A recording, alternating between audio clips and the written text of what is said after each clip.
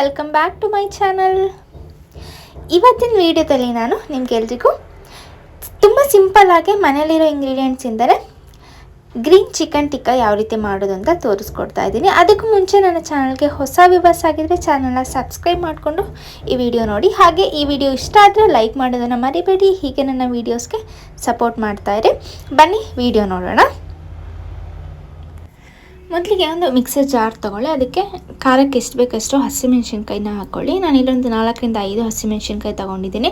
ಅದಾದಮೇಲೆ ಅದಕ್ಕೆ ಕೊತ್ತಂಬರಿ ಸೊಪ್ಪು, ಒಂದು ಅರ್ಧ ಕಪ್ ಆಗೋಷ್ಟು ಕೊತ್ತಂಬರಿ ಸೊಪ್ಪು, ಅದಕ್ಕಿಂತ ಸ್ವಲ್ಪ ಕಡಿಮೆ ಪುದೀನ.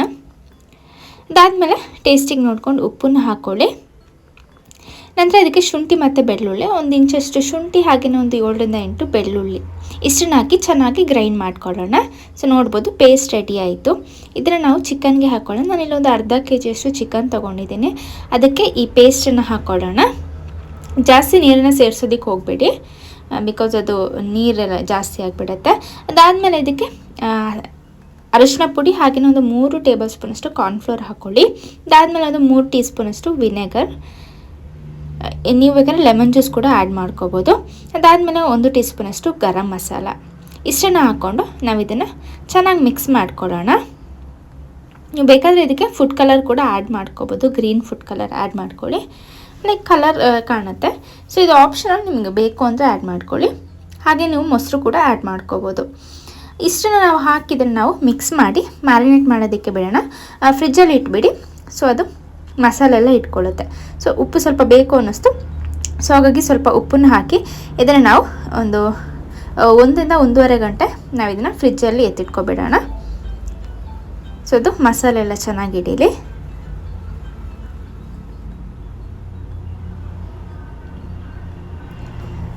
ಸೊ ಹಾಗೆಯೇ ಇಲ್ಲಿ ಫ್ರೈ ಮಾಡ್ಕೊಳ್ಳೋಣ. ನಾನಿದೆ ಒಂದು ಸ್ಟಿಕ್ ತಗೊಂಡಿದ್ದೀನಿ, ವುಡನ್ ಸ್ಟಿಕ್ಕ, ಯಾವುದಾದ್ರು ತಗೊಳ್ಳಿ, ನಿಮ್ಗೆ ಯಾವ ಸಿಗುತ್ತೆ ಅದು. ಸೊ ಅದಕ್ಕೆ ನಾನು ಚಿಕನ್ನ ಈ ರೀತಿ ಹಾಕ್ಕೊಳ್ತಾ ಇದ್ದೀನಿ.